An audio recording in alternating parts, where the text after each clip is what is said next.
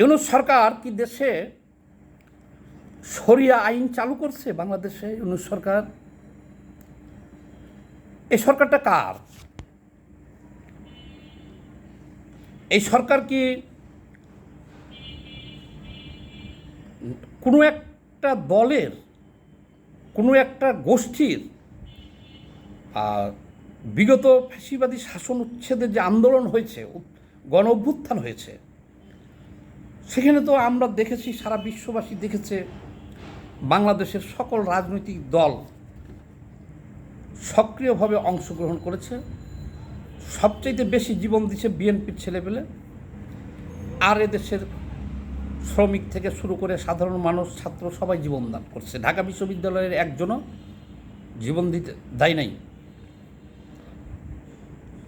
Doctor ইউনূসকে মনে করা হয়েছিল যে উনি একজন নোবেল লরিয়েট এবং মুরব্বী বয়স্ক ব্যক্তি, ওনারা চাওয়া পাওয়ার কিছু নাই। তে আমরা তো সবাই নির্বাচনেই অংশগ্রহণ করব, যেমন বিএনপি করবে, সব রাজনৈতিক দল করবে, তাহলে উনি একজন নিরপেক্ষ ব্যক্তি। এই কারণে যখন তার নামটা প্রস্তাব করা হয়েছে, এক বাক্যে সমস্ত রাজনৈতিক দল আমরা মেনে নিয়েছি। আমরা কিন্তু কেউ টু শব্দ করি নাই বা প্রতিবাদ করি নাই, একটা কারণেই, যে ওনার চাওয়া পাওয়া কিছু নাই, উনি মুরব্বী। সব দল তো, তার কোনো দল তো না করে নাই, সবাই খুশি ছিল। কিন্তু এখন আমরা জানতে চাইতেছি এই সরকারের কাছে, ডক্টর ইউনূসের কাছে, যে এই সরকারটা কি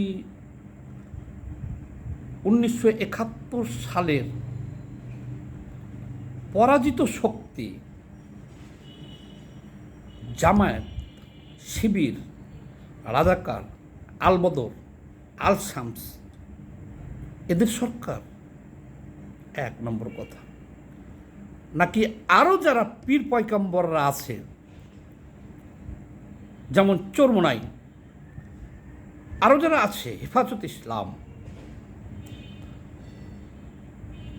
যারা এই দেশটাকে আফগানিস্তান বানাতে চায়, আপনি কি তাদের সরকার? নাকি আপনি মুক্তিযুদ্ধের বা বাংলাদেশের স্বাধীনতার সপক্ষের সরকার? কোনটা আপনি? আমি বলছি যে আপনি এর কোনোটাই না। আপনি হলেন ইন্টারিম গভর্নমেন্ট, একটা স্বল্পকালীন সরকার, নিরপেক্ষ সরকার। তাহলে আজকে কেন এই 2 দিন আগের ঘটনা, এই জন্য আমি ভিডিওটা করতেছি, এই যে বিজয় সরণিতে, বিজয় সরণির ওয়ালে, যেখানে 1952 সালের ভাষা আন্দোলনের স্মারক ছিল, 69-এর গণ আন্দোলনের স্মারক ছিল, 71-এর মুক্তিযুদ্ধের স্মারক ছিল, সরকারি বুলডোজার দিয়ে বাংলাদেশের এই ইতিহাস, ঐতিহ্য গুঁড়া গুঁড়া করে ভাঙা হলো। আর এটি ভাঙার আগে কিছু তৌহিদি জনতা মব সন্ত্রাস, মব ভায়োলেন্স করলো সেখানে এক জায়গাতে হইয়া। সরকারি বুলডোজার দিয়া হিন্দুদের মন্দির ভাঙা হলো। ঠিক একইভাবে সারা দেশে আমরা 10 মাস ধরে দেখতেছি মাজারগুলো ভাঙা হইতেছে। যারা সুন্নি মতাদর্শের, অনেক শত শত মাজার ভাঙ্গা ঘুরিয়ে দেওয়া হয়েছে।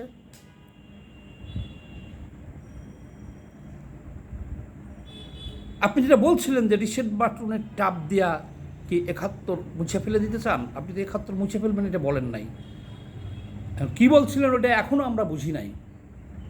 কিন্তু এই যে যারা এগুলো করতেছে,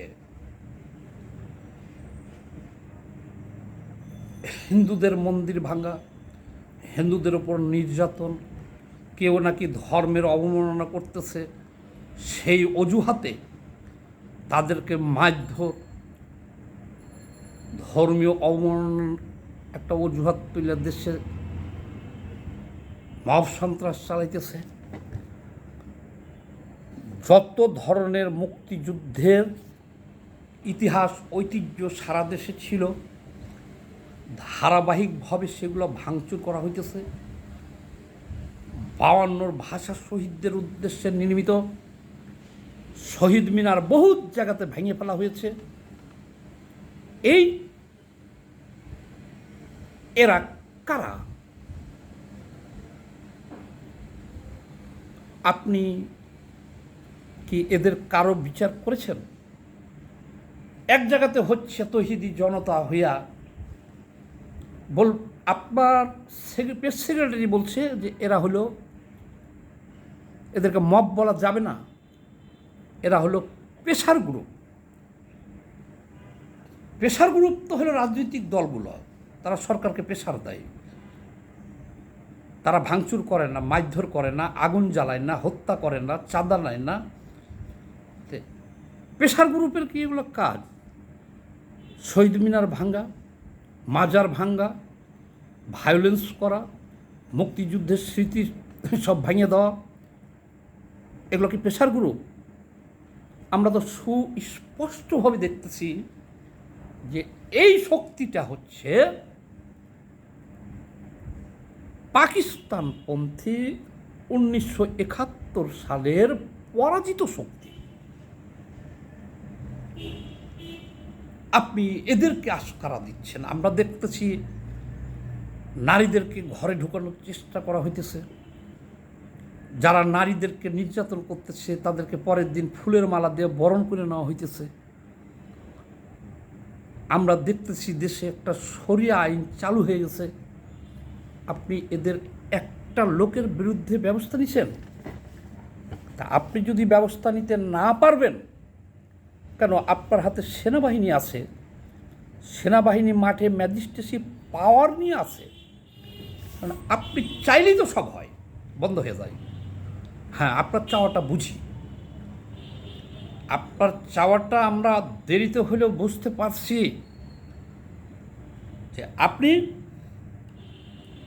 এই ইসলামের নামে এই যে শক্তি তৌহিদি জনতা,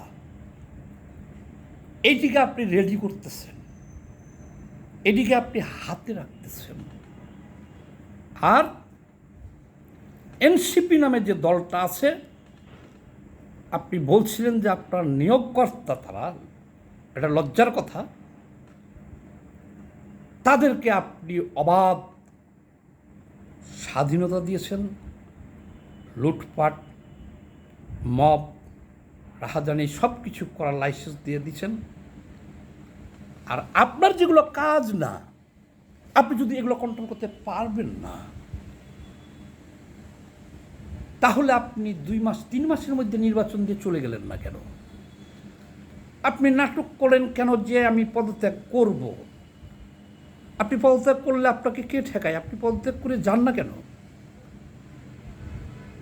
এটা তো আমরা বুঝি।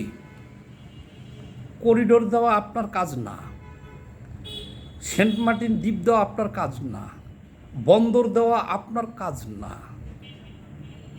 আপনার কাজ কোনো ইসলামিস্ট তৌহিদি জনতাকে রক্ষণাবেক্ষণ করার কাজ আপনার না।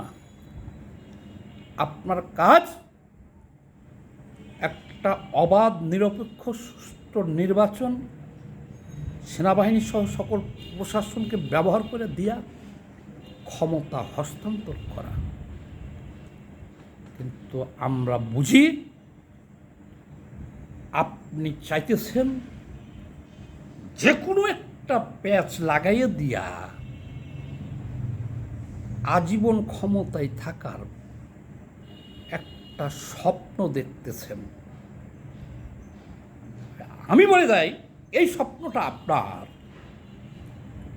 দুঃস্বপ্ন হয়ে তারা দিবে, সময় লাগবে না। ইউটিউবারদের মুখ বন্ধ করার জন্যে ফ্রান্সে টাকা যাচ্ছে, আমেরিকায় টাকা যাচ্ছে। মন্ত্রী যে উপদেষ্টা যেয়া ফ্রান্সে ইউটিউবের সাথে দেখা করে আসছে, তারপরে তারা আপনাদের দালালি করা শুরু করেছে। এর আগে হোক এই বাস দিতেছিল ওরা এইভাবে। যখন একজন মন্ত্রী পাঠাইলেন, তারপরের দিন থেকে আপনাকে গুণগান করতেছে। আপনার উদ্দেশ্যটা কি? এগুলো কাজ তো আপনার না, যেগুলো বললাম এগুলো কাজ তো আপনার না, এগুলো কাজও আপনার না, সংস্কারও আপনার দায়িত্ব না। 10 মাস 1 বছর হয়ে গেল, আপনি কোন সংস্কারটা করেছেন? এক সংস্কার কমিশনের রিপোর্টে আছে যে সব টার্মিনালে, বাস টার্মিনালে টয়লেট করতে হবে। সেই সংস্কারটাই কি পাশ করতে পারছেন? টয়লেটের সংস্কারটা পাশ হয়েছে? পাশ হয় নাই। যেগুলো হয়েছে সেগুলো এখন আপনাকে আমি বলি। আপনার শত শত মামলা আপনার নামে প্রত্যাহার হয়েছে, 666 কোটি টাকা আপনার মাফ হয়েছে, আপনার গ্রামীণ ব্যাংকের শেয়ার আরও 10% সরকারের কাছ থেকে নিয়ে গেছেন, আবার আরও 2029 সাল পর্যন্ত আপনার গ্রামীণ ব্যাংকের ট্যাক্স কর সব ফ্রি করে দিয়েছেন। আপনি একটা বিশ্ববিদ্যালয় নিয়েছেন, আপনি একটা আদম ব্যবসায়ীর লাইসেন্স নিয়েছেন, আপনি একটা স্টারলিংকের ব্যবসা নিয়ে আসছেন, আপনার কোম্পানির সাথে কন্ট্যাক্ট করে দিয়েছেন। আপনি নিচ্ছেন, আপনি যেমন ক্ষমতায় বসে থেকে নির্লজ্জভাবে এগুলো নিচ্ছেন, আপনারা নিয়োগকর্তা তারাও এরকম ওপেন সিক্রেট সবখানে মব ভায়োলেন্স করে দুর্নীতি করতেছে। গুলি নিয়ে যে ধরা পড়তেছে এয়ারপোর্টে, বলতেছে পিস্তল বাসায় রেখে আসছে।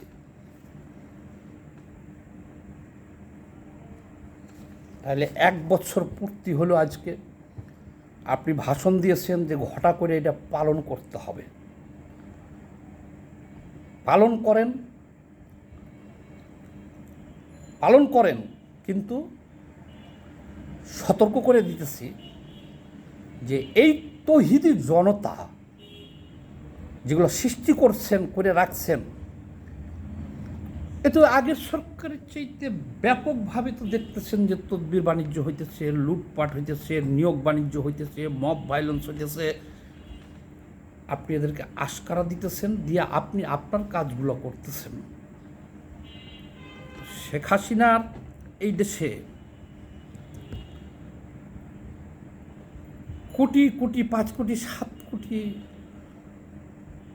ভক্তবিন্দু আছে, ভক্ত না, তাদের দলীয় লোক আছে, জীবন দেওয়ার লোক আছে। আপনার কিন্তু নাই।